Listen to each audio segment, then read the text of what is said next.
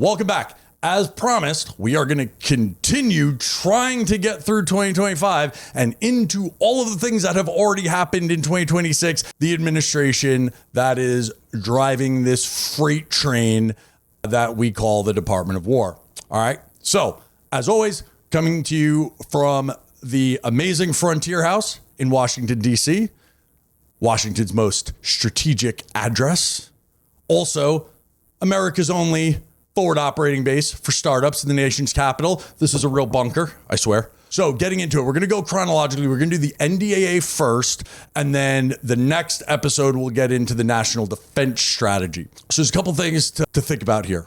Article 1, Section 8 drives the executive branch to do what Congress says, govern the rules of land and naval forces. Why do you need to know that? Because it's your job. If you're in national security, war tech, you have to know this, or someone needs to know it.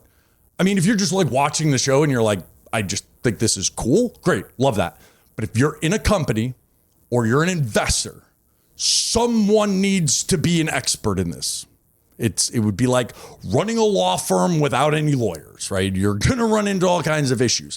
This is a very unique and distinct subject matter that requires at least a human being in your organization to live and breathe this shit. As I have mentioned, this year we're going to kick off a partnership with the University of Tennessee to do a Go to Government Business Development graduate certificate where we deep dive all of this. We crash course it, and then we talk about it for 6 months, and then we basically run through a crucible of making sure that everybody knows everything about everything and they're ready to go back to their company fully prepared to be that professional. There's also other resources that are out there.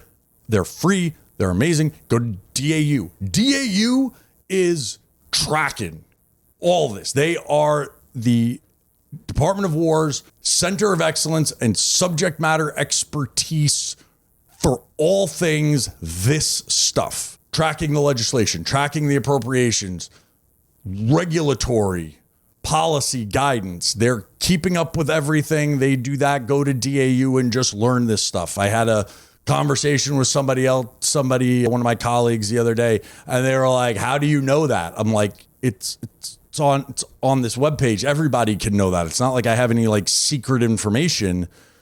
You just need to read and learn and know this stuff. Then there's a whole group of other great thinkers, wizards, gurus out in podcast and blog space that you should probably be following that are way smarter than I am. I just try to make this shit make sense for like the average person, because for somebody who spent 25 years in government and has been in DC for almost a decade, I'm still like trying to keep up sometime. I can't imagine what it would be like for, some kid in Palo Alto to be like starting a company right now and being like, wait, I have to do what? Yeah. Anyways. All right. So we're going to chronologically get through 25 because we're still there. And we're going to go into 26. We're going to do national defense strategy after. Public Law 1/1960. Signed out on December 18th in the wee hours or the wee days of 2025, when most people were hopefully getting ready to go on and see their family and have holiday festivities. All right, I am going to get on my soapbox as always. All of my love and respect to all the folks who do and have worked in our armed services committees. They are amazing human beings that serve their country every day, and I thank them for everything.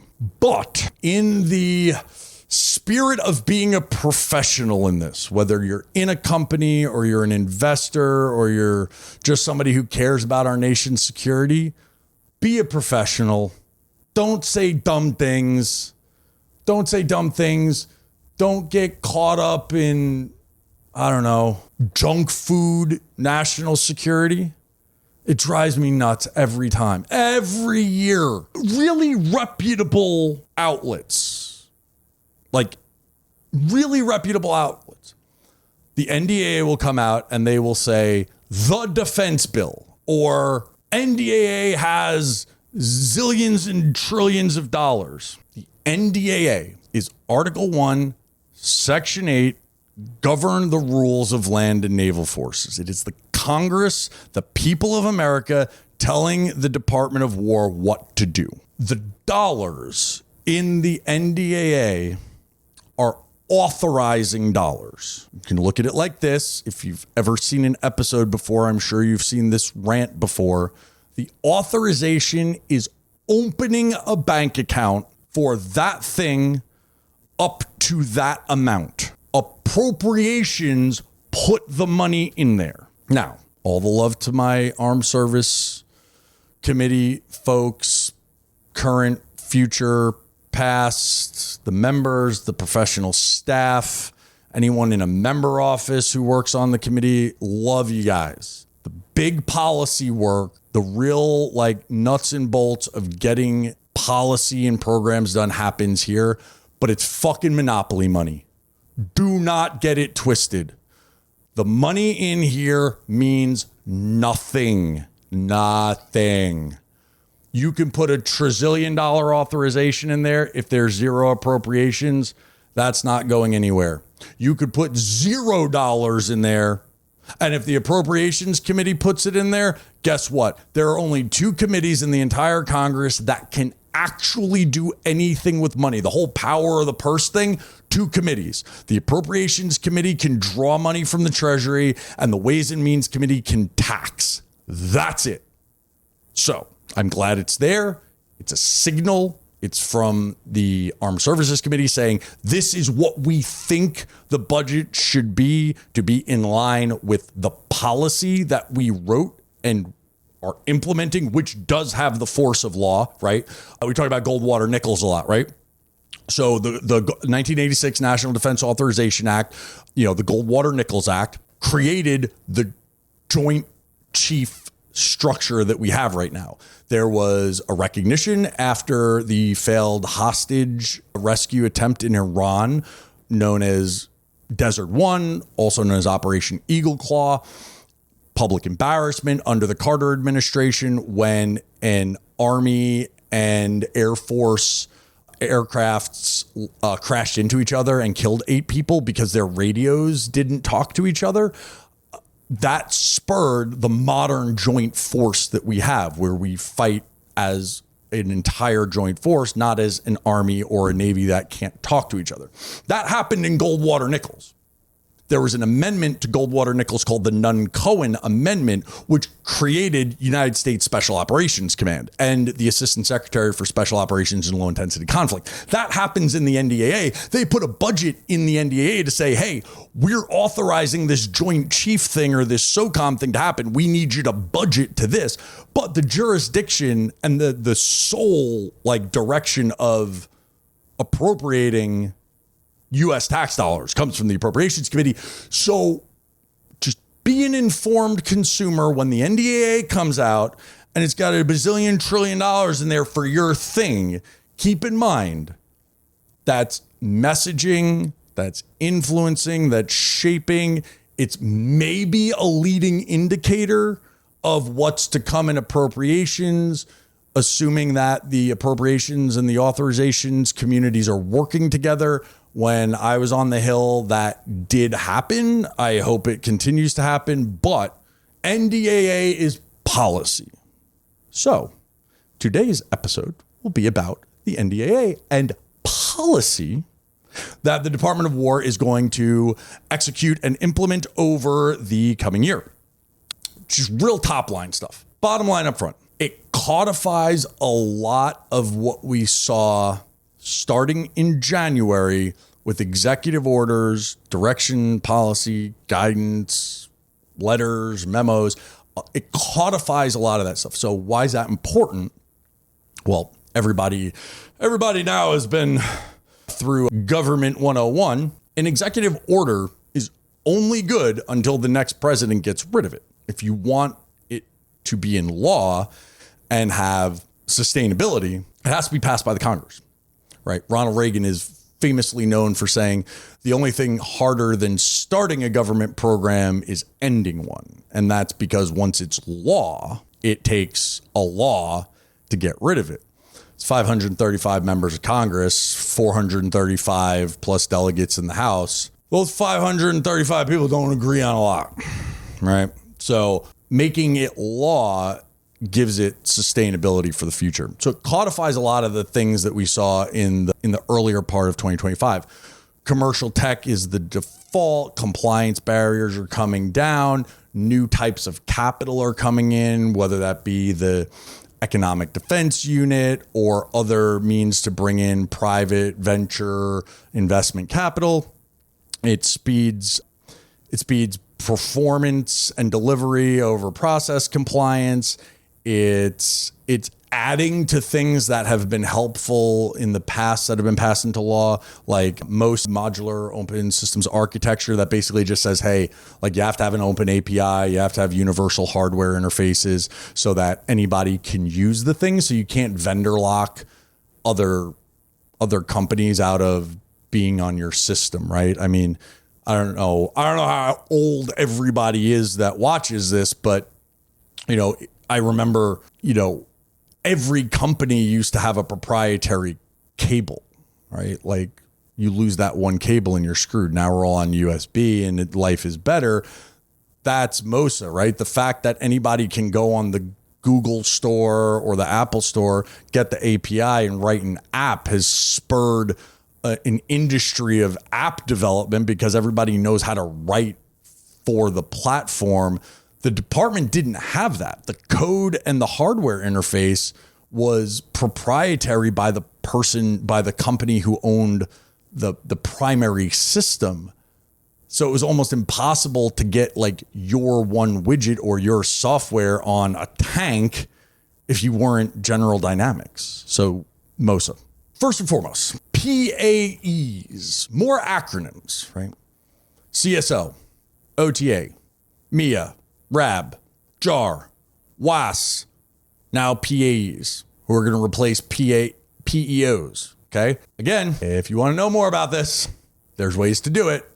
Keep up. A lot of new acronyms. All right, so PAEs, Program Acquisition Executives, are replacing PEOs, Program Executive Officers. The titles at the end of the day are insignificant. They both sound very much the same, and I'm sure if you just went to the dictionary and said, what are the difference between these words, it probably wouldn't be too much. That's not what matters. What matters is the way that the authority of these humans has drastically changed to better have not only authority and responsibility over a project, and a program, but the ownership of it to ensure success. So, quick story, love history, obviously. My dates might be wrong. Again, all my history snipers out there, relax. But roughly early to mid 1940s, right? So, World War II kicks off about 1938. The Nazis are marching across Europe almost undeterred. The U.S. is contemplating getting in. We get in. We're involved. Pearl Harbor, obviously. Los Alamos kicks off. Manhattan Project. 1945, we dropped 2 nuclear bombs on Japan. That's not news to anybody. Tracking. Until the first nuclear test happened, that was theoretical physics. Period. Nobody had split an atom until the first bomb went off in testing. That was theoretical physics in the early to mid 1940s. 1945, unconditional surrender of Japan to MacArthur. In 1949, so think of Ash Carter in 2015 kicks off DIUX. It's 2026 and we're still here going, yay, innovation reform, right? Buy commercial, yay. Ash Carter knew that a decade ago, right? So it's 1949. We're 4 years from theoretical physics becoming the nuclear bomb. And this dude named Hyman Rickover gets assigned Oak Ridge, Tennessee. Go Vols. UT program. Go Go to Government Business Development Program kicking off this year. Go Vols. Oak Ridge National Labs. Hyman Rickover shows up there, and not too long after getting there, again, I'm paraphrasing, I don't know the man, but he said, I think I can power a sub using nuclear energy. Yeah, I could do that. 3 years later, the first test of the Nautilus II underway was completed. The Nautilus II, the first nuclear-powered submarine, sailed under nuclear power 3 years after Rickover got there, and less than 10 years after the first nuclear bomb ever exploded ever in human history. Rickover stayed in the Navy and ran the nuclear program until he was 60, and they legally had to throw him out of the Navy. The Navy had been trying to throw him out of the Navy for 10 years, and Congress was like, no. This dude runs the nuclear program, and he's staying. That's accountability. That's responsibility. What we had in the old system were people who were kind of in charge of big programs. They had all the responsibility to execute, but they didn't have the authority to run the program. So lots of great people who live there, live and breathe, understanding government acquisition, contracting, what needed to be reformed, said, you can't have a functioning system where somebody has the responsibility of, let's say, an unmanned aerial system, but only group one. Well, because then somebody else has what somebody's got 1 and 2 and somebody else has 3 and 4. And then that guy over there has 5. You would say that that's ridiculous, except let's take the situation of the Navy prior to all of this restructuring. Group 1, Group 2, NAVC with the RQ-28s, the Shadows, Nav Air, whole bunch of stuff there, covering Puma, W.A.S.P, Raven, all the Marine Corps stuff, Warcom, all the stuff for the SEALs. That's at least 3 PEOs right there who have a drone, and that's before we get to Group 5s that probably live in Nav Air too for all the Predators and the Tritons and all that stuff. So it's like, who's in charge of drones? Well, it depends what drone. That's not a good way to run the world's largest business or organization, depending on how you want to look at it. If someone at Apple is in charge of iPhones, they're in charge of all of the iPhones. The past ones, the present ones, the next ones. Nobody else has iPhones. There's not a guy over in software that's like, oh, but I have this variant because it's got a little bit more software in it. No, that doesn't happen. No large organization bifurcates, trifurcates, quadfurcates, if that's even a word, major areas of expertise. But we did, because we did. So the PAEs own the whole thing. They're more Rickover than we've had since Rickover. These are people who own entire areas of technology, entire domains, and that PAE is in charge of everything. They are the accountable individual in that service for that thing. Congress loves that. Who do I need to yell at? Bring them up here. If the question was drones, you'd probably end up bringing, 10 people up, right? Now, there's one. There's one person. Go back to the Navy example. We have a PA program acquisition executive and a DASN, a Deputy Assistant Secretary of the Navy, for robotics and autonomous systems. That's air, land, surface, subsurface. If it is robotic or autonomous and you want to yell at someone, there is one person wearing a suit and you're going to know their name.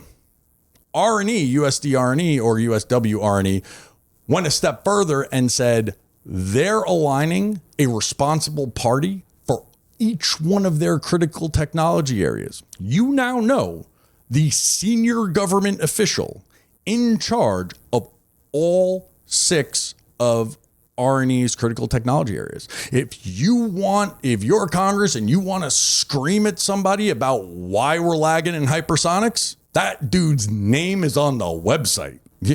Your junior congressional staff assistant could go find that person.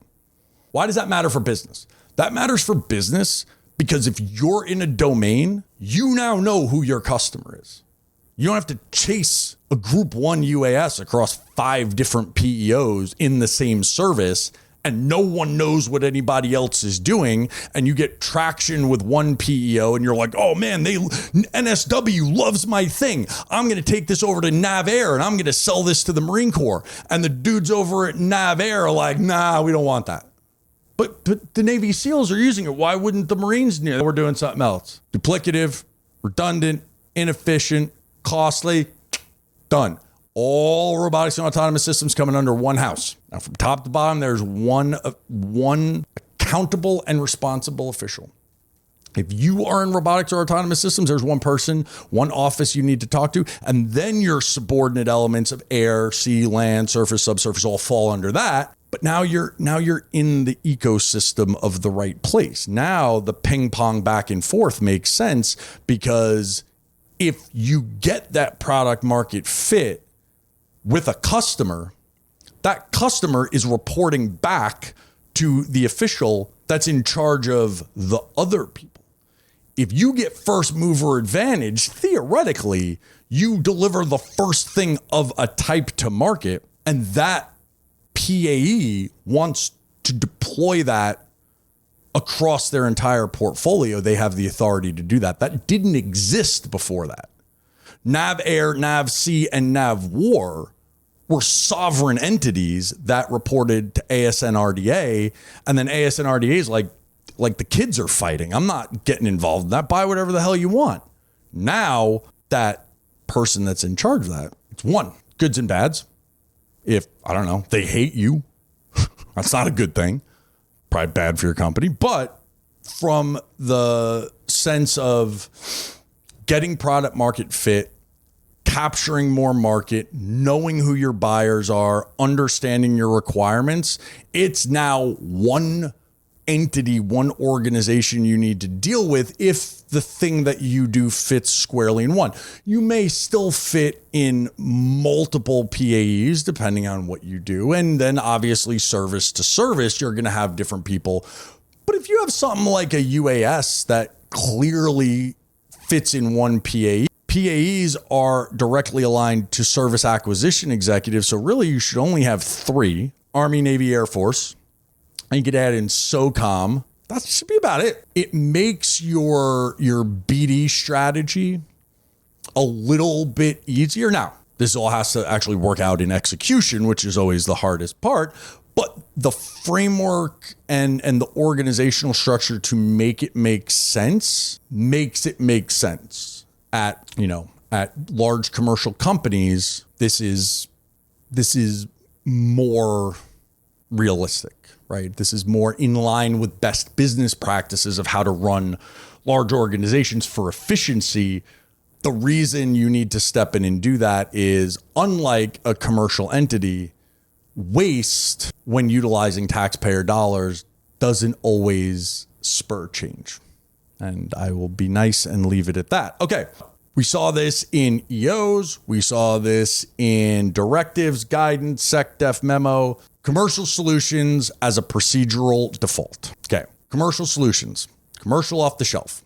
These have definitions. I'm never going to stop harping on someone in your organization, if you do business with the Department of War, needs to be an expert in this. Because I could sit here and talk for 10 days straight and still not cover everything. When we talk about commercial, there are definitions for this within the federal, the FAR, the Federal Acquisition Regulation. Within the DFAR, there are terms for what defines commercial off the shelf, what defines commerciality. You need to know those so that you can definitively say to a government customer, yeah, I am commercial off the shelf. I can compete on that CSO. You have to know that you are, and there's certain definitions to that. But it will give the NDAA defines that the preference is now for commercial off-the-shelf solutions, which can be solicited through commercial solutions opening. Now, the big kicker on this one, and this is why I think this is genius. And again, I think there's some amazing people over on the House and Senate Armed Services Committee who have been thinking about this for years and really trying to work this out. One of the biggest kickers that it's always been terrible for a company that already has a commercial offering is that in a vacuum, without a government customer, they're trying to figure out, how do I sensitize this thing that I make, right? I am talking to you right now through a Canon DSLR camera, DSLR, right? When I ran the Marine Corps surveillance program, we used the same exact camera. No need to militarize anything. If a dude that works for National Geographic can be up to his neck in a swamp using this camera, I can probably go take it out to a hide site. No need to militarize anything. Did we have ruggedized or militarized cameras? Yeah, sure. They came through companies that only sell to defense, that create products that require development, that go through contracting mechanisms that prefer them. And Canon's over here going, why would you do that? You don't need any of that. Like literally, like we have lenses that can see to space and we have cameras that can survive the Amazon. What else do you need? All right, now it's gone. You don't have to militarize your thing first. If there's something missing, or they want more features, or they want you to change something, that's fine. But your first offering, if you currently have a commercial offering, is just that. Let's start there. Let's start at a 70, 80% solution of what the military needs that is already serving a commercial market, which buys down all of the risk in not having to prototype anything. No prototypes, no development. That meets 70, 80% of the need. Let's just go ahead and buy that. And then if we need to tinker with it later, that's great. That is a real opening for, the dual use community. I sell something to commercial. I want to sell it to defense. Well, this is your opening. You don't have to figure out what the defense offering is first. Just bring your commercial tech, and then we'll figure it out after. Continuing with the greatness of this year's National Defense Authorization Act is increased requirements for M.O.S.A, Modular Open Systems Architecture. We actually even have a M.O.S.A for Defense conference here in DC. I think I've presented at it twice, and not because I'm like some guru systems architect. It's because I'm the token SOCOM guy that uses this stuff in the field, right? But every time I do that, I just use the example of Android. Android owns, or Samsung owns their Android operating system. Samsung owns that, and as they should. Samsung makes phones that go on their network. They make apps, like when you buy a Samsung Android phone, it's got Samsung apps on there, but it's got a universal hardware interface through your USB. Their API is open, and if you want to write an app and put it on the marketplace, you can. And arguably, I don't know the last time I used a Samsung app, but I was probably on LinkedIn this morning, right? It's created an entire economy around apps as long as you know how to write for it. In the past, the Department of War and everything around defense was Apple. Apple controls their software. They control who comes on their marketplace. They control their upgrades. They have proprietary cables, right? That was the way of everything is vertically proprietary by company.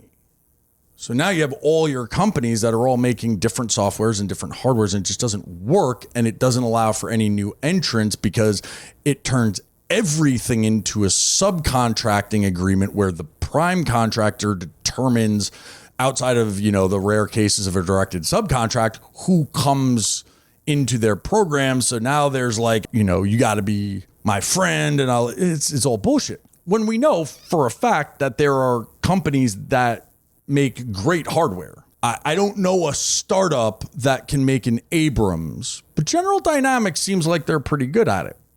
I would also venture that General Dynamics doesn't always make the best software. Maybe they don't make the best cutting edge ones. They definitely don't make things that disrupt software that's already in their system. And I'm not picking on General Dynamics here. I'm actually going to use this as an example.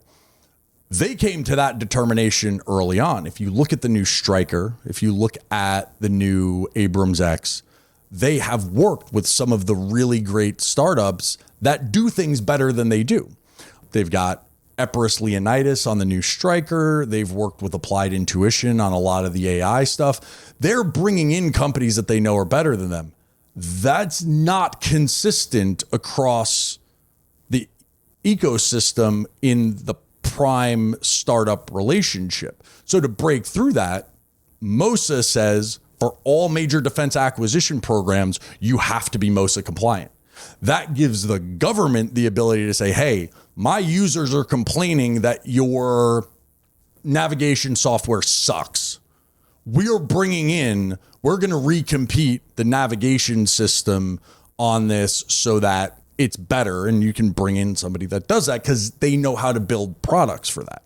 Think dating apps, right? If Samsung had its own dating app and that's the only thing that you could have on there, that's great. How many things have come and gone in dating app world or social media world of like MySpace and like all these things that come and go and come and go and come and go. Whatever the next hot platform is can be on there and then the users get to pick it, right? That's the environment we're used to living in now in app world and software world. On a daily basis, I'm probably running Gemini, Claude, GPT, and Grok.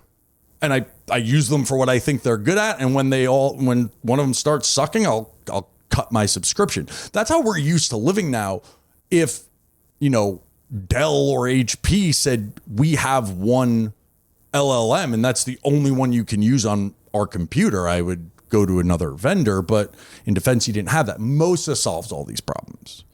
I'm sure that's way too deep dive for anyone who's listening because you probably know what M.O.S.A is. But anyways, it's whatever. I ramble. It's fine. What was added in the N.D.A.A this year? More requirements for open interfaces. There have been companies that have said they were M.O.S.A, that have done the bare minimum so that they're not lying, but very much still sought to vendor lock their shit and keep other people out. Well, Congress saw you.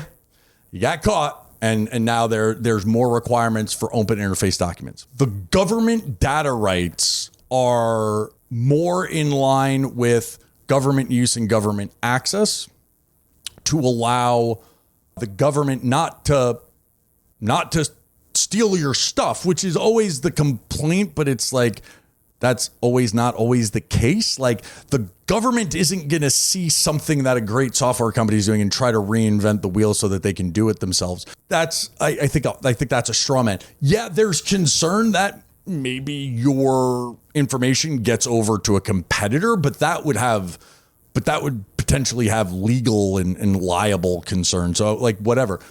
Really, it becomes people didn't want to share their APIs and their software so that when they're underperforming, the government can't rip and replace with another company. Now they can. So the government retains data rights for interface specifications so that they can enforce interoperability and enable tech insertion for the purposes of potentially replacing a software without like a full burdensome systems overhaul. Also, contractors must deliver machine readable technical data packages. So TDPs used to come over in paper. It's really hard to rip and replace something if you need to go through the paper to figure out how it works. So the whole push here is plug and play access into major programs. That's really what it's around. General Dynamics is going to make the next tank. Oshkosh and BAE, they're going to make troop carriers.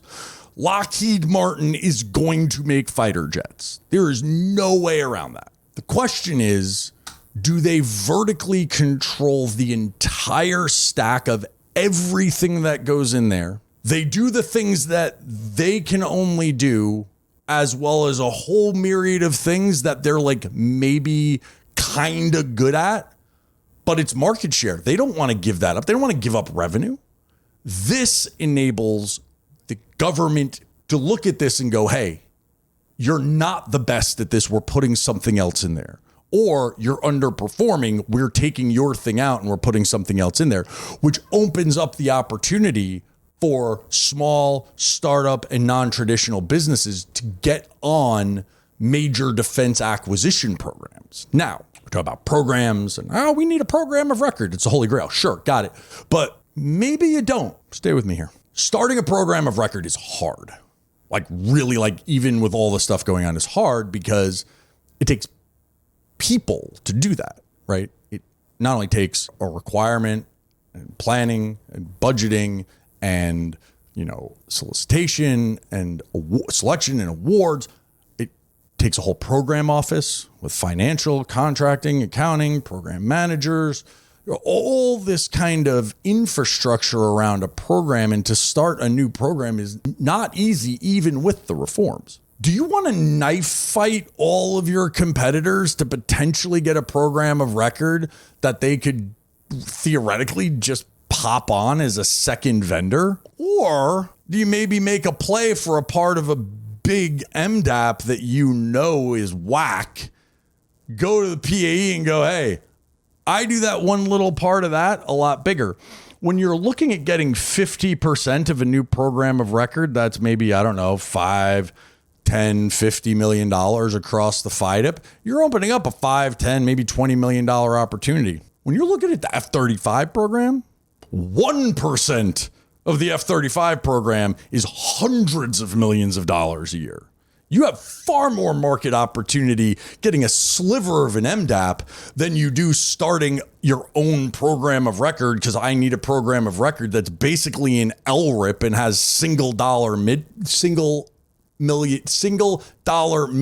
for the foreseeable future, right? When you're crafting and shaping where you're trying to go, opening up an opportunity like the NDAA does to get on a large major defense acquisition program that, by the way, is like planned to be in service for 30 years, but will likely be in service for 50 to 100, is a much better and more stable market opportunity. And that's what this does, is it opens up that as a viable path for a new or non-traditional business to participate in one of these apps without having to bend the knee to the prime. Not bad. I'm telling you, the people who are doing this, the folks in the building right now and the folks in the armed services committees live and breathe this and have been fighting these fights for a long time. This administration has opened the door to say, hey, how do we get better? How do we get faster? How do we do this better for the warfighter and the taxpayer? And I would assume that this year, the next NDAA will be equally as impressive, as there are some lessons learned through this year. The Defense Innovation Unit Director, inbound, great human being, Marine by the name of Owen West. I was fortunate enough to work for Owen when I was doing congressional affairs over at the Department of Defense, and he was the Assistant Secretary for Special Operations. Marine, OIF 1, 2nd Recon Battalion, and then a lot of years over on Wall Street doing a lot of high risk investing. Coming back as DIU director, very excited about this. Was announced, I think, last week, maybe the week before. Big fan. He is the right guy for the job at the right time. Big fan, very excited. DIU in the 2024 appropriations bill got $1 billion budget. Now, let's do the short history of DIU so we can see why this is going to be very important.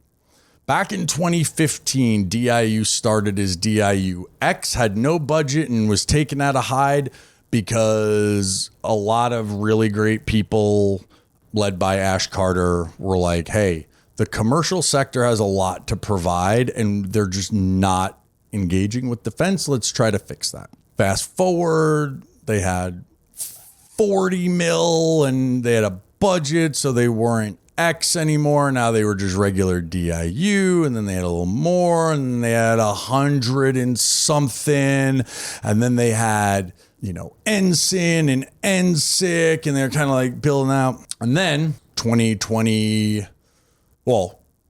National Defense Strategy 2018, pivot to the Pacific, near peer threats from the CCP, who have 4 times as many people as us, control most of the world's manufacturing, and 90% of the world's manufacturing in cheap commercial electronics. DJIs are ubiquitous across the world as almost the only commercial vendor. This is as Skydio is getting started up. And a bunch of smart people looked around the world and said, holy shit, not only are we outnumbered by just dudes with rifles in their hands, but we're outnumbered in robots. So in the 2024 appropriations bill, if everybody wants some light reading, I'll put the link in there. If you go back to the 2024 appropriations bill, there is 3 or 4 pages on restructuring, reorganizing, and reprioritizing DIU in what became known after that as DIU 3.0, and they got $1 billion budget. Their job was to deploy $1 billion on commercially available technology. That is one of the many things focused on meeting combatant command requirements, because combatant commanders do not have acquisition executives or acquisition authority to do procurement. So they are at the mercy of the services to buy the things that they need. And sometimes when you're trying to balance the priorities of delivering the Columbia-class nuclear sub on time and buying a bunch of FPV drones, you're going to bias to the big ticket item rather than do we really need a bunch of cheap drones. That incongruence led the House Appropriations Subcommittee on Defense, led by Chairman Ken Calvert, to write the hedge strategy, which said, yeah, you got all those 2030 modernization programs. That's great. Can't wait until the Columbia gets here and F-47's online. That's great. If we have to fight tonight, we need a bunch of cheap robots. DIU is going to go handle that. The year before that, the APFIT program was born. Accelerate the procurement of fielding and innovative technologies to get things out of prototype and into low rate initial production, with awards from $10 to $50 million in PROC, right? No more RDT&E money, no more innovation funds that give you like $5 or $10 million, but you're still in RDT&E. Why? Because your program executive officers or program acquisition executives now aren't tracking those. Therefore, you're still going to have the 3-year PPBE Valley of Death. So APFIT covers that. The program is arguably the most successful in the department for doing things like this, whatever this is. The program team over there is phenomenal, has been on the ground since day one. They crush it every cycle. APFIT has also grown to $1 billion in appropriated funds, and they're crushing it. But again, APFIT is a Band-Aid. If we had a structure in place where we didn't need that, I would happy dig the grave for it and put it in there myself. Well, now we have MIA, Mission Engineering and Integration Activity, that's going to bring together the highest levels of research and engineering and acquisition and sustainment to shorten that gap, which is great. But what more structural reforms can we make, especially using an organization like DIU that has a lot of flexible authorities? We're using OTs way before it was cool, and now led by, and all of the DIU directors have been exceptional human beings. Mike Brown, Doug Beck, they've been exceptional human beings. Owen is no exception. When Mr. Owen West takes over, all the faith and confidence in him, he's going to do great things. NDAA, our armed service colleagues, leaning into this, looked for something more structural for DIU, than AppFit because it is a program run by R&E Mission Capabilities, but DIU exists to be this commercial-facing organization. So in the NDAA, we got the B.O.O.S.T program. Hang on, I gotta tell you what the B.O.O.S.T means. I forgot. I've just been yakking. B.O.O.S.T. Bridging operational objectives and support for transition. The Valley of Death Bridge. Well, we've been calling AppFit that for years, so they might have to figure out a different tagline. But B.O.O.S.T is more structural than AppFit being an award that's running 2 cycles a year. B.O.O.S.T has a process. AppFit starts when your prototype is complete. You can't really be proposed for an AppFit until you have completed all of your RDT&E activities or are so close they could justify a little bit of overlap risk. But it is procurement dollars. By the day you are awarded your AppFit, you have to be eligible for procurement dollars. B.O.O.S.T addresses this same valley of death in a slightly different way, which is more structural, and it more so follows that continuum of M.O.A. So B.O.O.S.T starts in phase 1 in your prototype phase. Demonstrate operational capability. That means TRL 6, TRL 7. You go out to a T-Rex event or somewhere else where you have evaluation where people can run you through the T&E metrics of justifying your TRL 6, 7, and demonstrating operational capability, have validation from a user, and you've completed phase 1. Phase 2 is your B.O.O.S.T transition funding. Your bridge fund is between 5 and 50 million. So right around that same low rate initial production funding amount that we see in AppFit. It allows production engineering support, operational testing, and initiates program office integration. So now there's got to be that tie-in, very similar to AppFit, where you have the PAE. The reason I keep comparing and contrasting the two is if DIU B.O.O.S.T program nails this, AppFit theoretically could go away. It could become duplicative at that point, and I don't see any reason why that would be a bad thing. There's this great, I'm going to screw this up. Whoever wrote this, I'm going to screw this up, and I'm sorry. I will give you credit in the comments below. Someone wrote a paper for Gordian Knot out of Stanford not too long ago of why the Air Force should have a PEO for commercial. I read the whole thing. I agreed with just about every word in there except for the title. The title was infuriatingly wrong, whoever it is. And thank you for your work. It's great work. It's more a joke. It should not be, does the Air Force need a PEO for commercial or whatever it was? It should be, this is DIU's job. And it's like a 10-page paper on what DIU's responsibilities are. DIU is the PAE for commercially available technology, period. That's it. That's your job description. It's a great paper. Everybody should read it. But the integration of the program offices in the PAE has always been an Achilles heel for DIU because they operate in a silo. They operate to do DIU stuff. Their connection to the program offices has always been ad hoc. Sometimes it's really good. Sometimes it's really bad. I will say an example of really bad is replicator, right? When Deputy Secretary Hicks said, we're going to buy hundreds of thousands of drones and we're going to do it fast. And this is our counter CCP. We were all, yeah, let's do that. That didn't happen. That didn't happen for a lot of reasons, barring all of the other reasons that I know and or could hypothesize was the disconnect to the program offices. Who's going to own it? Who's going to own these things? Where are they going to go? When we buy them, where are they going to be stored? You're going to buy hundreds of thousands of drones just in case. Have you ever been to Guam? Where the hell are we going to put these things? Like, there's all kinds of like everything from even PAEs, PEOs, just buying them and keeping them and sustaining them? And do we just buy them once right now? Or do I have to build a program for this? And are we're going to have sustained buy over the FIDIP over the next 4 years? Are we just buying them right now? And we're going to let them get obsolete? I don't know.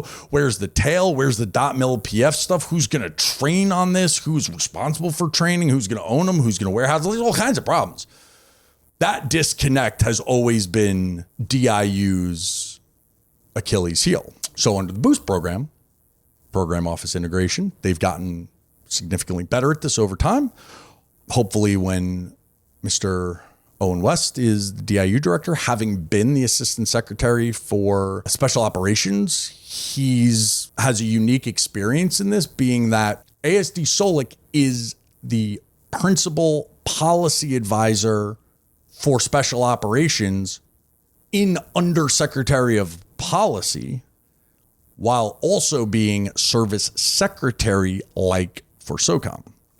So understanding how to think with multiple relationships and understanding that SOCOM has their own unique funding. When we look at the major force program diagram, if you go on DIU, or not DIU, DAU. Usually when I'm looking for this, I just type in DAU Rubik's Cube and it comes up. Looks like a Rubik's Cube. I'll put it in the link. I hope. I'll find it. And it shows your major force program funding. So MFP2 is general purpose forces. These are the major funding accounts that the Army and the Navy buy tanks with. Well, SOCOM has its own line.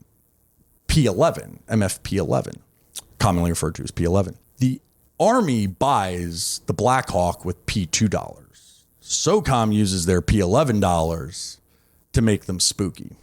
All right. The Honorable Mr. West lived a long time trying to figure out how to build these relationships and navigate services, service-like, SOCOM, combatant command. It's a service. I work for policy. No, I'm a service secretary. This isn't an episode about Owen. This is an episode about how DIU needs somebody who understands that to bring their transition numbers up and not buy things in the 1 and 2 year range that are going to spike the shit out of a company where they're going to get an order for a bazillion of something.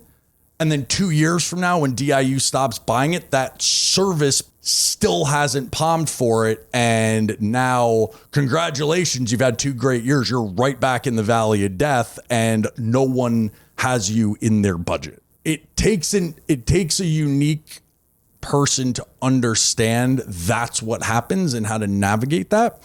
And the B.O.O.S.T program is going to help with that. So if you're in DIU or you're in RDT&E world and you haven't made those connections, this is going to be a great one for you. And then phase 3, program of record integration integrated into formal programs, multi-year contracts, and scale. Okay, so the B.O.O.S.T program is seeking, it's aligned absolutely with an operational champion. The warfighter wants it. Key operational problems as defined by the joint staff in the requirements board under the new system that replaced JSIDs. And they are production ready or near production ready, aka low rate initial production, and can scale. So essentially, this is the systemic way to give an organization the authority to function not as a program, but for an institutional organization to own the prototype through procurement phase, ultimately acting as the continuity between R&E and A&S through the MIA. Now, there's a lot of aspirational thoughts that I'm having in here that I don't know this is in fact how they're going to do it, but looking from the outside and having been involved in these programs and knowing the people who are building these structures, that's the way this is going to work out in some way, shape, or form. What it won't be is another replicator program where a senior defense official tells you, I want to buy 100,000 drones this year, and can't figure out how to do it after they drag everybody out to Mountain View and do press and then tell everybody, okay, now that we've told you, stand by, we'll figure it out. On my LinkedIn page, I wrote an angry article one time about replicator is a success, except the CCP got there first. Something to that effect. Yeah. So hopefully we get away from that. DIU has $1 billion budget, and it's not because the Department of War asked for $1 billion budget. It's because the chairman of the Appropriations Subcommittee on Defense sees the value in an organization that operates like a commercial business or is focused predominantly on the commercial sector and has the best chance of getting this right. It's on DIU now to perform, and that's where we're at. I know there's a lot of heartburn over the last few years about DIU's ability to execute. Great people over there, great experts, great leaders, but they were never intended to be a large program office. And that became very evident with Replicator. So we'll see. I'm looking forward to great things coming out of DIU, and I am hoping that they maintain their $1 billion budget to do great things for our warfighters. Okay, moving on. Now, there are places, and as we have mentioned, I don't see a startup showing up today to build a competitor to the Abrams, and that's fine, right? We don't need them to. But a place, a sector, an area that's kicked off that the NDAA has doubled down on this year is manufacturing. And this is huge. I love this. You know, the decline in manufacturing in the United States, say since the 1940s, right? The reason we were able to mobilize Detroit in the 40s to be the arsenal of democracy because we had a manufacturing arsenal that has since declined significantly as we've moved more towards a service-based economy.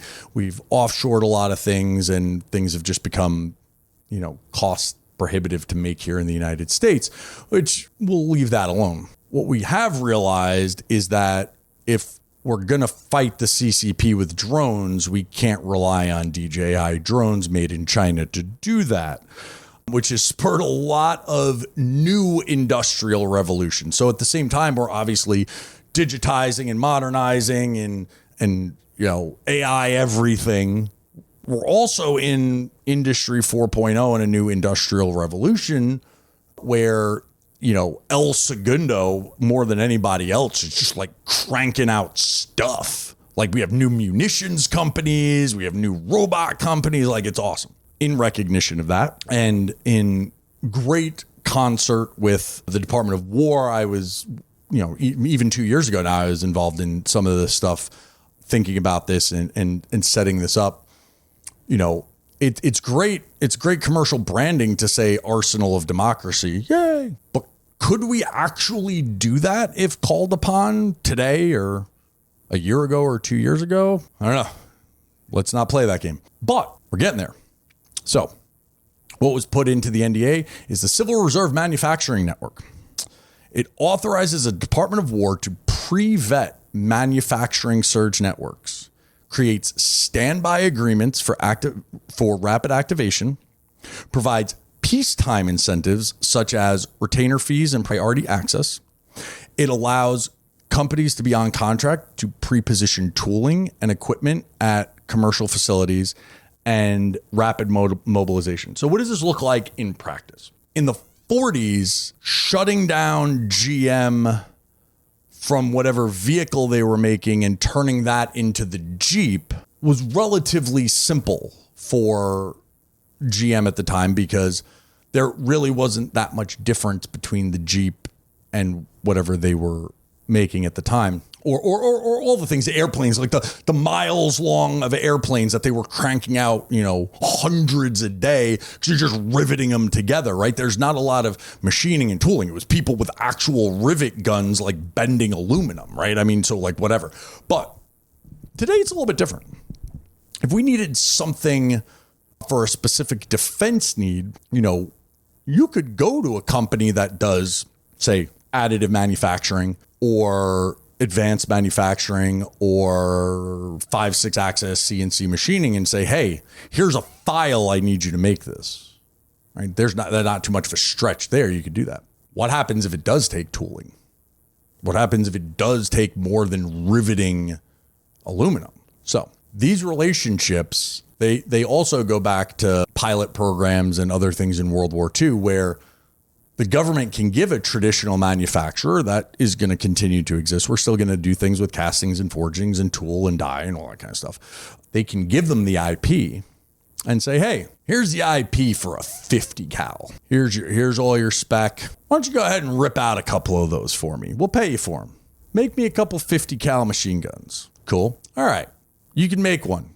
You pass quality standards. All right. Go back to making whatever you're making. Once a year, I'm making this up, by the way, but this is generally how it's worked in the past.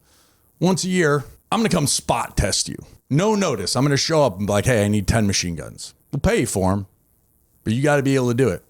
And if that means keeping a piece of machinery in the corner under a sheet and you pull it out when that happens, good to go. Do you have people trained on it? Do you still have the spec? Do you know how to do it? And I'm going to show up once a year and I'm going to tell you to make 10 machine guns. And if you can do it, great. This keeps a very low but warm line for when we do have to ask those American manufacturers to stop making what they're making today. To mobilize the arsenal of democracy, we have the underlying foundation in place. So it's a bit of a stretch. We know we have new manufacturing companies, reindustrialize is a whole thing around that. So it's a stretch that somebody in traditional manufacturing is probably looking at the NDAA or watching this show for any reason. But if you know someone in traditional manufacturing who makes things like real things, that's a sustainable business without the Department of Defense.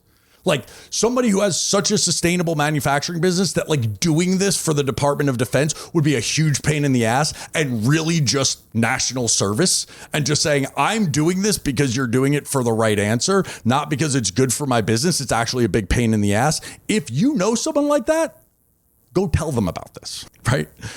Go to people who know how to make things that has a bend to national security, but they're like, dude, my business is making this thing, whatever this is, but they're a patriot and they want to help. This could be a really great low bandwidth, low burden way of doing this. What this is not is reindustrialize. It's not be a new additive manufacturing company or be a new, defense munition provider. That's not what this is. They're not asking to stand up a new company to do this. It's to bring in people who already have that manufacturing expertise and have a viable business without government to add in. It's based on the model of the Civil Air Reserve Fleet. Under peacetime conditions, they need to maintain a qualified capacity, continue the commercial role, and then they get paid through retainer and spot contracts to just test the system. Under contingency situations, partial activation, they would need to produce somewhere in the tune of 2 to 5% of what their agreement full capacity would be, 2 to 5x. And there you would receive cost plus pricing and then a guaranteed demand. So let's get into something else. If you are anywhere in or around manufacturing space, which now includes the reindustrialized kind of community, El Segundo, what's up? Listen to this. If you go to the warfighting acquisition system strategy, it's like page 4, maybe. First paragraph, it talks about all the agile tools that they're going to use. And SBIR is in there. RIP SBIR, still as of today. It has AppFit in there. It also has something in there called an AMC. An AMC is an advanced market commitment. This is a funding tool that is very rarely used by the Department of War. It is very heavily used by other government organizations, such as the NIH. An advanced market commitment was how Operation Warp Speed happened during COVID. Johnson, Moderna, and Pfizer did not make COVID-19 vaccines before they were asked to, because there was no viable commercial reason why they would ever do that. When the government came to them and said, we will buy this many for this long at this price, they all said, yeah, I'm down with that. Okay.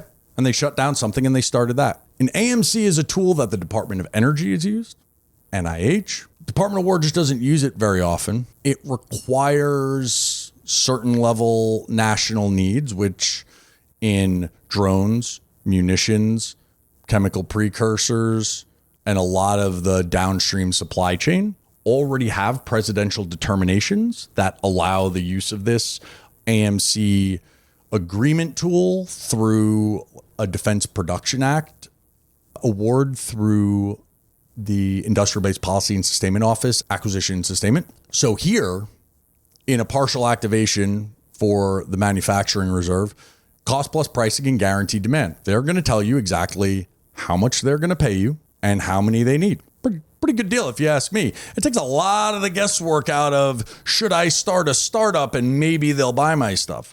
Wartime full activation, max DoD production agreement, full cost recovery, profit protection for the business that they have to shut down, and then all of the agreements. If you know somebody in traditional manufacturing that might want to get down on this, one, we'll put it up on the website, the contact, or we'll put it on the links in the contact. But they can reach out to Commercial Engagements, A&S, in the Industrial Base and Sustainment, Industrial Base Policy Sustainment Office, IBAS, and they can have a conversation around this. This is a great tool. It's a great way to serve the country without having to unass whatever your highly profitable current manufacturing business is.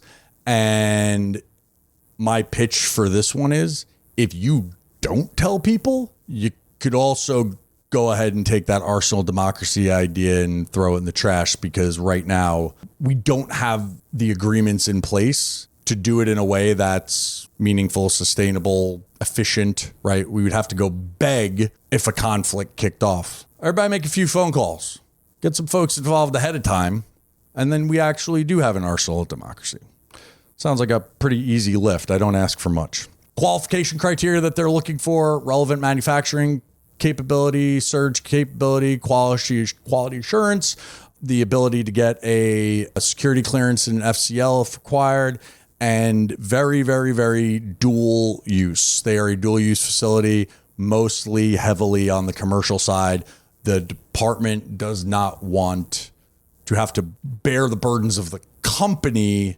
They just want to, utilize surge capacity. So it's all about surge, right? It's not a new company making new munitions. It's a surge backup. You're the reserve manufacturers for the arsenal of democracy. Target industries, anyone who can do any part of munitions, electronics, semiconductors, chips, PCBs, batteries, power systems, energy storage, generators, propulsion of any kind, engines, motors, fuel systems, materials, composites, alloys, chemicals, and then obviously additive manufacturing is, and CNC is the easy button because it just takes a digital file to turn on their capabilities. Anyone who has to do traditional manufacturing is going to have a little bit of a longer lead on that. So that is, I think, long-term, one of the most impactful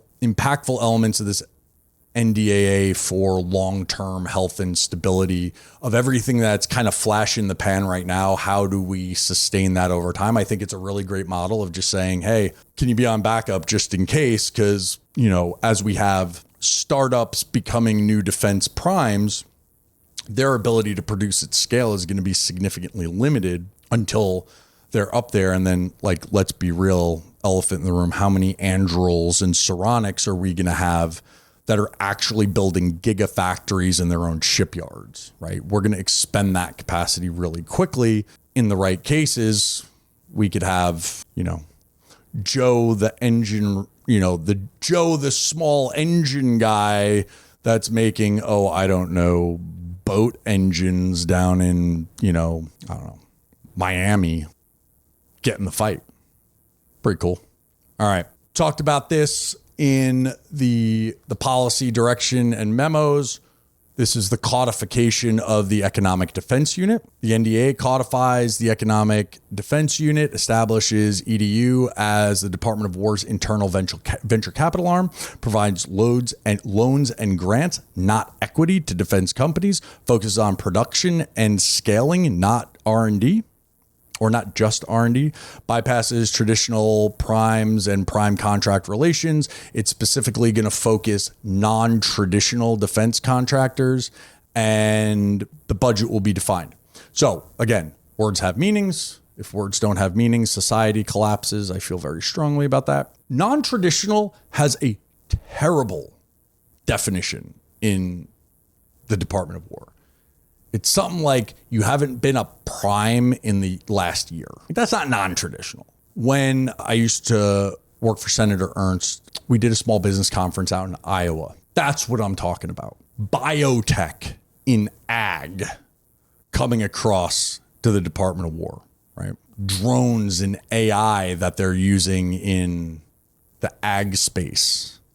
There's so much stuff in these really vibrant economies, so like sub-economies that don't even think about defense, health, agriculture, energy. They are making buku bucks over wherever they're at. And they're like, Department of War seems like a pain in the ass to work with. Nah, we're not going to do that. Hopefully EDU focuses on these really mature, really healthy organizations and brings those over into defense. I think that's just going to be great for the country. Again, if you know people in those spaces, or you're one of those people in those spaces, that's like, oh, I have a fully commercial market right now, but I could come over to defense if it didn't suck. Could be awesome.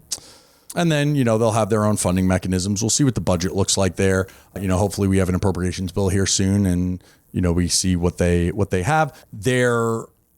Their kind of investment thesis is prototype to production, about 100 million. There's no dilution. They want a 36-month. They want a 6-month delivery window.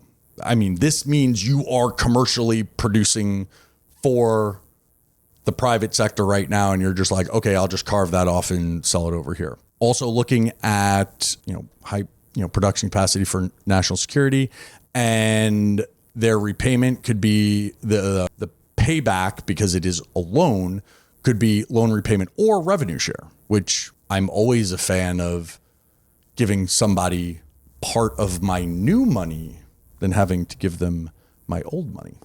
So again, this is in the same vein as the folks who are going to run in the same area of the folks that are running the Office of Strategic Capital. Obviously, we have the Honorable Steve Feinberg at the top of the department as the DepSec, who comes out of Cerberus private equity. It's a guy who knows what he's doing with things like this. Obviously, as this shapes up more now that it's codified in law, it's a real thing. If you have a real dual use capability, and I mean real dual use, like we're 90% commercial, like 10% defense, this may still play. We'll see. We'll see how it pans out. But it's great that it's in there. It's great that it's codified. Big fan. Okay. Back on my soapbox about authorizations versus appropriations. You guys are going to be experts at this by the time I'm done. Authorizations versus appropriations. Appropriations are real dollars. Authorization dollars are signals. Signals matter, though. When I think of a growing small business, I think there are 3 parts. There's your product side, and unless your business card says engineer, you're probably not in the product side. I could probably tell you to paint it green, not orange, but I don't feel like that qualifies as like being on the product team. And then there's ops, right? Just running the day-to-day business, getting product out the door, dealing with the customer. Like that's today work, right? And then you have your growth section. That's tomorrow work, right? That's like the future, right? That's the CEO with strategy and vision and where are we going? That's your communications section. That's doing your stratcom and communicating how and what the business is and where they're going. And then your business development section, that's developing new business by definition. Your congressional team is over there because they're communicating very similar things to the Hill and advocating for, different pots of funding. So like your external communication arm and your growth arm is that, right? So when I talk about like your growth sector, that's what I'm talking about. And they are, I'm going to say this, they live or die. That whole side of your new business lives or dies by your ability to align your communication to your customers' needs. Period. End of the day. If your CEO is in front of Secretary Hegseth talking about some shit from the Biden administration, you're dead in the water. If your marketing material still has terminology from the last NDS, you're dead in the water. If you don't shift your narrative to explain how what you do works for your customer today, you're dead. I fundamentally believe you can do all the BD in the world. You can do all the congressional affairs in the world. If you are communicating the wrong thing, you're dead. This is where the NDAA comes in. The headline is, the NDAA authorizes $145.7 billion in RDT&E funding. Womp womp. Don't care. Monopoly money. It's a good signal. Cool. It's not real money. Wait until the appropriations bill comes out. But what it does is it tells you what your customer wants, because it goes line by line in all the capabilities that it wants this money spent on. So yes, the Marine in the foxhole is your customer. So is your contracting officer, your PM, your PAE, your service secretary, your service chief, everyone in between. But so is Congress. Because again, Article 1, Section 9 of the Constitution, no funds will be drawn from the Treasury without the appropriation of Congress. The Department of War goes to Congress in their annual budget hearings, which will be coming up shortly. Can't wait. This is like my Super Bowl. To ask for money. Congress gives them the money. Congress is your customer too. I'm not saying you have to lobby. I'm not saying you have to go in there and ask for more money or ask for less or pitch your perspective and try to shape legislation. I'm not saying any of that, but I am saying that Congress determines how much money the department gets.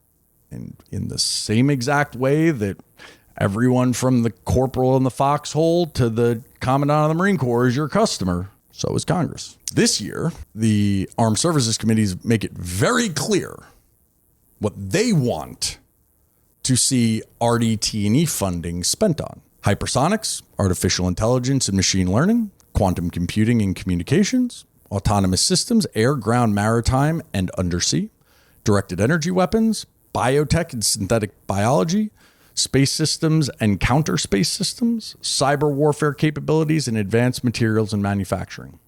Sounds a whole lot like the last critical technologies list from USDR&E before they pared it down. So, as I always say, when I'm talking to anybody about the problems that they're having dealing with the department, the first question I ask is, are you a priority? And that's not subjective. That's not you feel like you're a priority or someone told you one time you're my priority. No. It's quantifiable.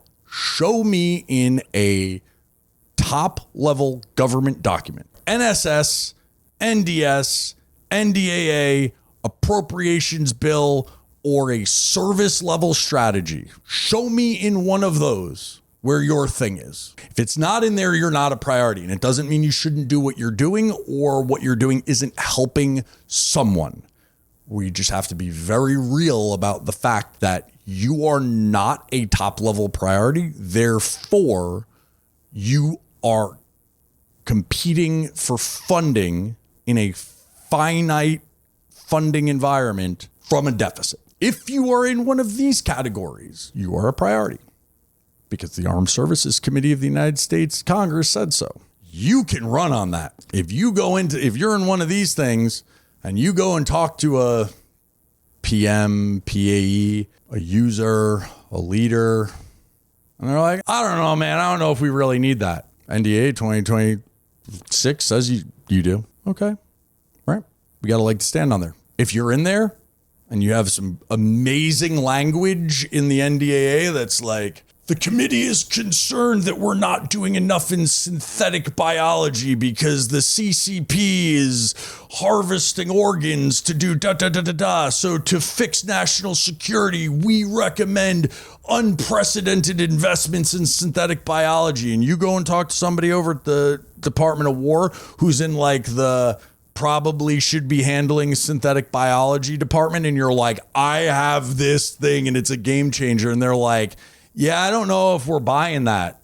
You just literally cut and paste the NDAA thing and go, well, Congress says you should. At least it opens up a conversation. You're not just some wackadoo coming off the street being like, oh, I'll buy my thing, right? That gets put into your messaging. I mean, to be completely honest, if I had some kind of language like that for a company I was running, that shit would be the homepage of my website.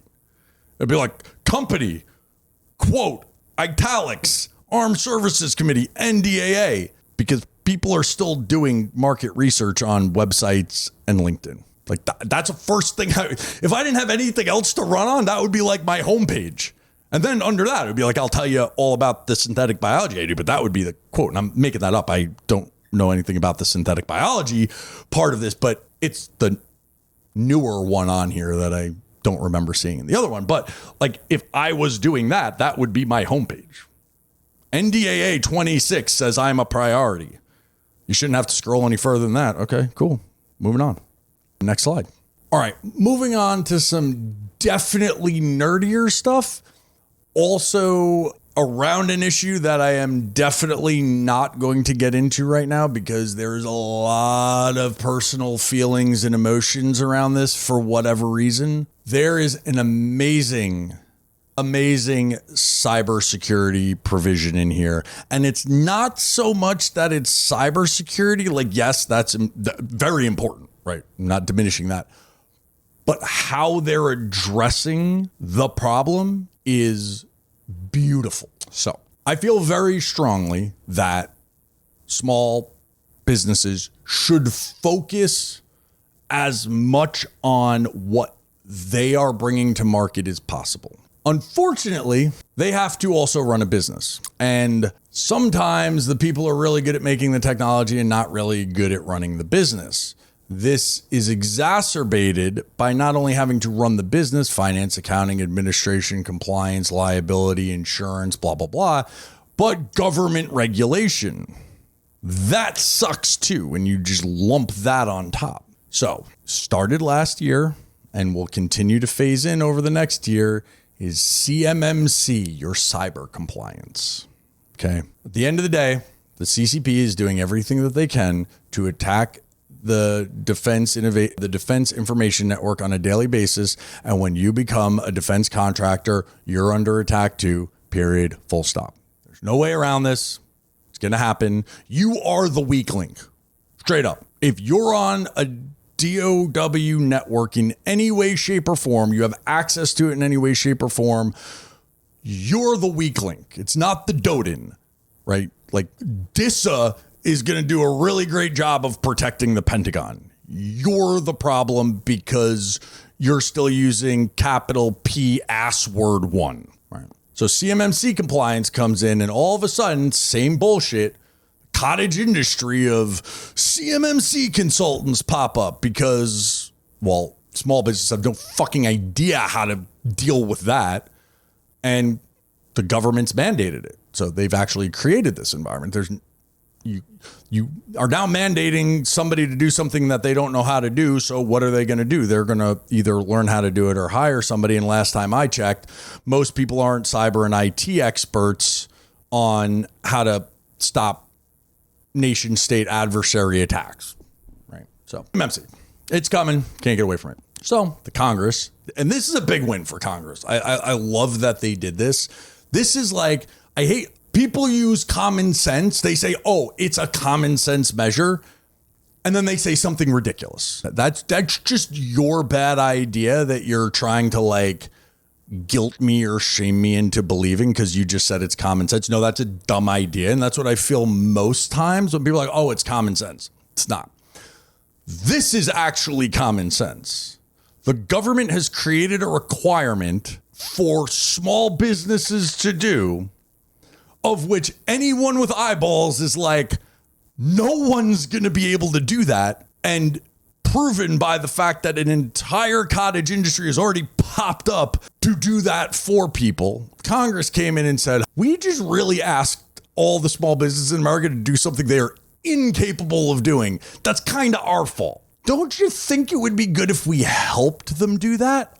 So in the NDAA, and this is our last provision that we'll cover, if there are any others that are interesting, we can get to them. But Project Spectrum establishes an online platform for small and medium contractors, provides free cybersecurity training and resources. It helps with acquisition, compliance, and cyber maturity model certification support, CMMC. And it's going to harmonize cyber requirements across services to ensure that your CMMC compliance is universal. Not too shabby. So no consulting fees unless you want one. And then at that point, you're not like forced to get one. Just get one because you want one, but not because you're blind, right? Like I say this all the time. I'm like, I feel like this all the time. If I needed to lay a new driveway, I have two choices.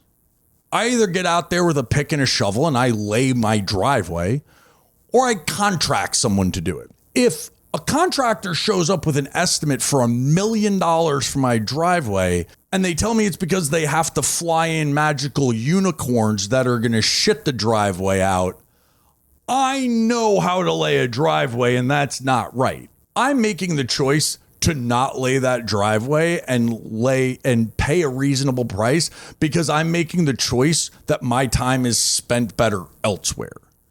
I want everyone to make that decision based on this show, which is why we do it. If you get this and you're like, I got that, no magical unicorns.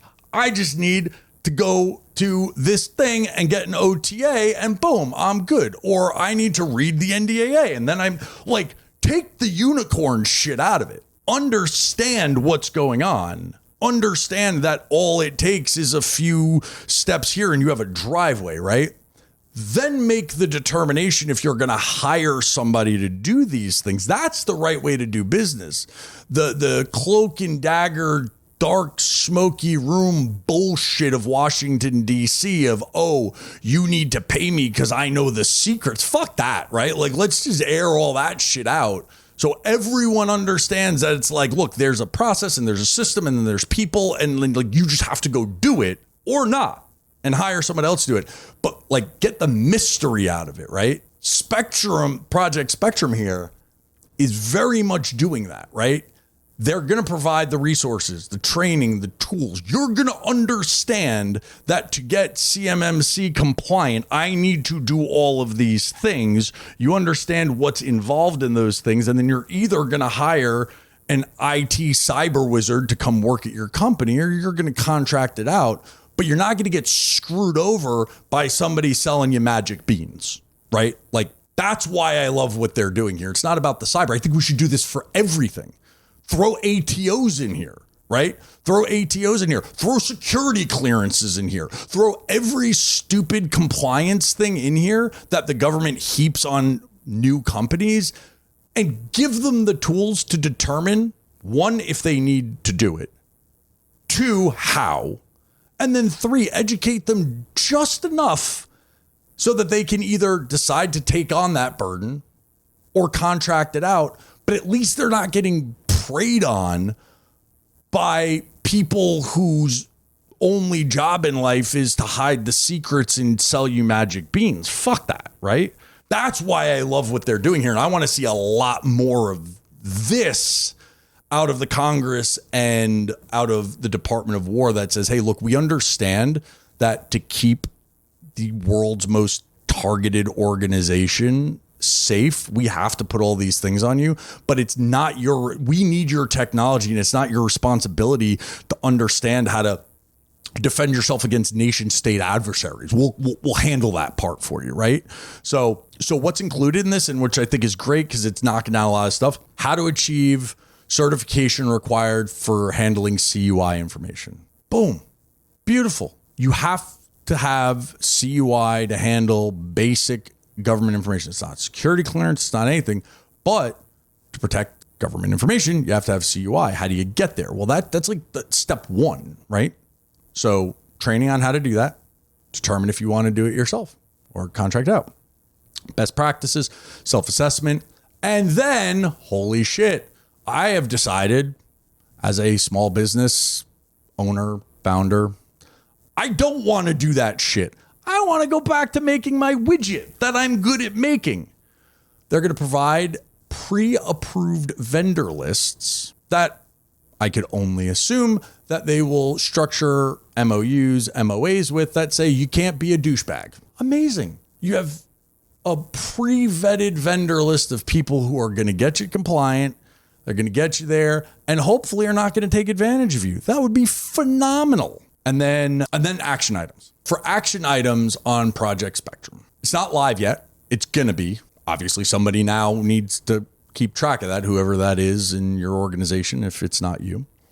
So there'll be a registration. You'll complete a cybersecurity self-assessment. They'll identify gaps. You can take the training and then use the tools. They're expecting all of the public facing part of this right now is expected to go live sometime in Q2 2026. So, a couple months, give them 30, 60, 90 days to set up the program team for that. And it should be up and running. So if you're on the cusp right now of going to large scale events, T-Rex, Northern Strike, Cobra Gold, if you're moving from like the 6.3 kind of money into maybe 6.4 and maybe procurement, and you're starting to have more sensitive conversations about requirements and specs and needs and key operational problems, and you're moving towards needing to handle that sensitive information, or you're already there, you're probably only a couple months away from being able to like really start getting after this. And in a way that, I think is probably the most common sense way that we've approached this, labyrinth of compliance in the department. And I just hope they do a lot more of this, because at the end of the day, I need great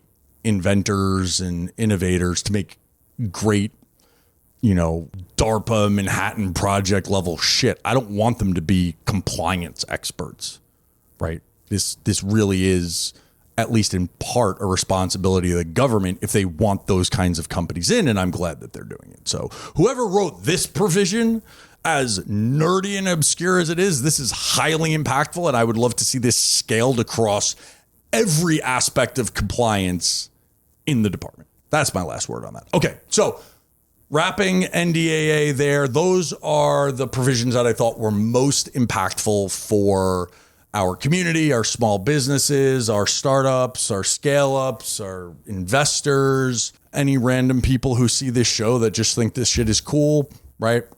If there are things in the NDAA that require more digging or more elaboration, let me know. If there's something I missed that doesn't make sense, that's awesome. Let us know. Email, text, whatever the proper method is for responding, commenting on all the things and the socials.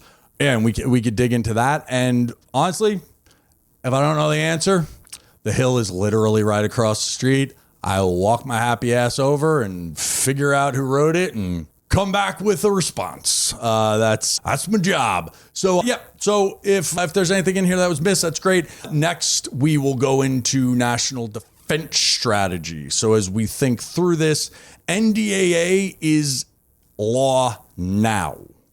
A lot of this stuff went into action the minute that this was signed. Other provisions are going to have implementation periods, 30, 60, 90 days, where it's going to say by this date, you have to have this stood up. Keep track of those. If they apply to your business, obviously that's the law. Literally, that's the law. That's not hyperbole. It's actually law. NDS, National Defense Strategy, is kind of your long-term roadmap for the next 3 years. That's where you're seeing that's skating to the puck. And then as service level strategies come out after that. I'll help guide you along the path. All of this stuff at the surface may not look like it's important or it's DC stuff or it's heady kind of policy stuff. But the fact of the matter is, the one benefit of working with the Department of War is, for the most part, they tell you what they need. How to get to giving it to them has been a different story. But they're usually pretty good at telling you what they need. And I think that's the first step in aligning your product offerings to customer need in a way that probably handles the first 5, 10, 20 questions in an engagement so you can get right to the work. I'm not telling anybody to lie, but even if you got to squint kind of hard and your thing fits in that thing, that should be your new narrative. Because a lot of this is just about communications and meeting need. At the end of the day, everyone is trying to do what's right by the warfighter, and everyone's got a boss, even if you're the commandant of the Marine Corps, and they're following this guidance, you might as well too. So that's that. That's your NDAA for 2026, and we'll do national defense strategy and do what we can to keep everybody update and make sense of what's happening in DC, because 25 was a wild ride. I don't expect anything less from 26.